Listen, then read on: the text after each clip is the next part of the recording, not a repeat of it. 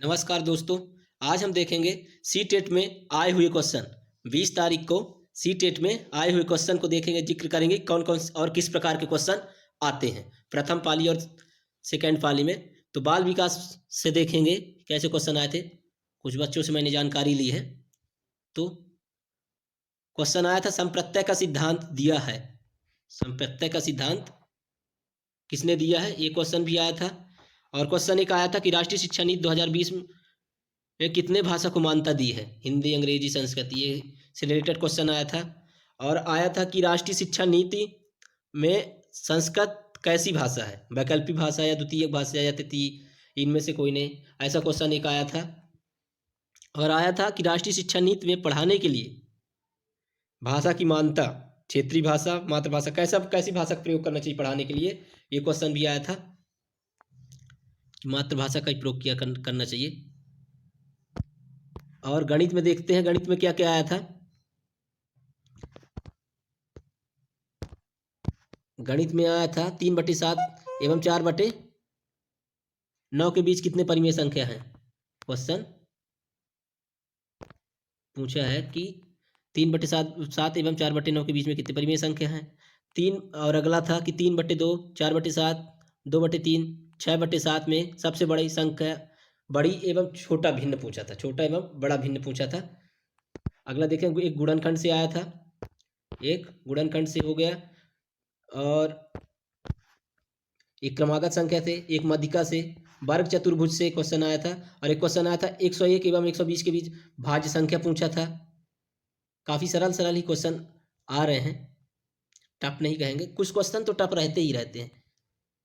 अगला देखेंगे कि एक आया था पूर्ण संख्या के अंतर्गत क्वेश्चन, एक क्वेश्चन आया था, पूर्ण संख्या से रिलेटेड क्वेश्चन आया था। और एक आया था कि दिल्ली से गोवा बस स्टैंड 23:55 पर चलती है, 2 दिन बाद 5:20 पर पहुंचती है, इसमें लगा समय। तो टाइम पीरियड से भी क्वेश्चन आया था, समय निकालने के लिए क्वेश्चन आया था। और एक क्वेश्चन आया था शंकु से, और ये आयतन निकालने के भी क्वेश्चन आया था कि 12 सेंटीमीटर और 15 सेंटीमीटर, त्रिज्यक घनाभ की लंबाई 20 सेंटीमीटर, तो उसका आयतन निकालने के लिए भी क्वेश्चन आया था। और एक क्वेश्चन आया था महत्तम समावर्तन निकालने के लिए 12, 15, 25, 35 में x घटाने पर प्राप्त संख्या।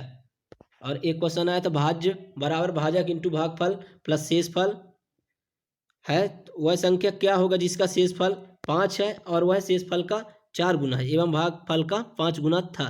तो वह संख्या ज्ञात करने के लिए आया था। तो मैथ में लगभग ऐसे ही क्वेश्चन आए थे।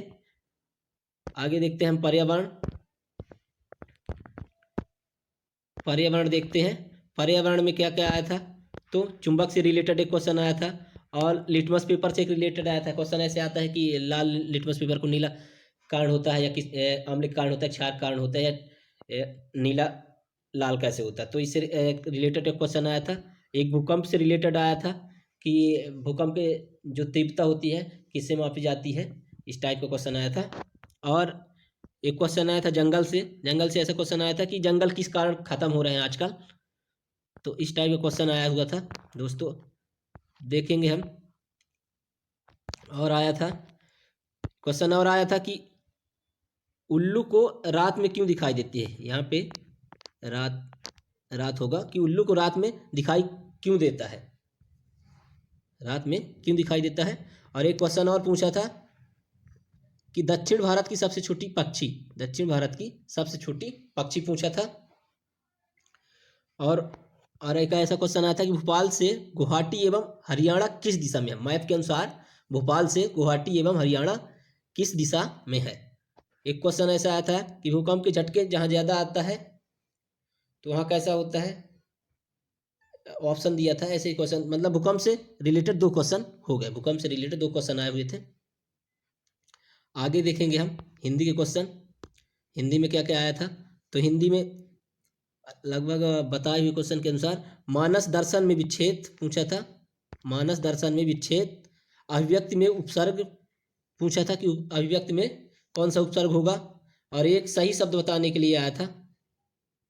और बंदर का पर्यायवाची पूछा था, जो कि ऑप्शन में मरकट था, तो मरकट होगा। और सृष्टि का विलोम, जो कि प्रलय होगा, सृष्टि का विलोम प्रलय। आगे देखेंगे हम संस्कृत के क्वेश्चन। संस्कृत के क्वेश्चन देख रहे हैं। संस्कृत में आया था सूक्ति में प्रत्यय। सूक्ति में कौन सी प्रत्यय है? और एक और प्रत्यय आया था विचित्र, विजिद्र, विजित्र में प्रत्यय पूछा था। और एक अलंकार से रिलेटेड क्वेश्चन आया था, लकार से रिलेटेड था, एक वचन से, और विभक्ति से भी क्वेश्चन आए थे। और इदानी का अर्थ पूछा था।